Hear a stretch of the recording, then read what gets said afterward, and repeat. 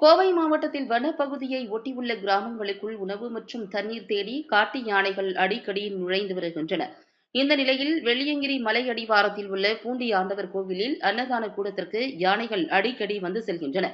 நேற்று அதிகாலை ஒற்றை ஆண் காட்டு யானை ஒன்று அங்கு நுழைந்து அன்னதான கூடத்திற்குள் புகுந்து உணவுப் பொருட்களை எடுத்து சாப்பிட்டது. தகவல் அறிந்து வந்த வனத்துறையினர் மற்றும் பக்தர்கள் சத்தம் எழுப்பி யானையை விரட்ட முயன்றனர். ஒரு தண்ணீர் கேனை தூக்கியபடி சென்ற காட்டு யானையை வனத்துறையினர் ஜீப்பில் ஒலி எழுப்பி விரட்டினர்.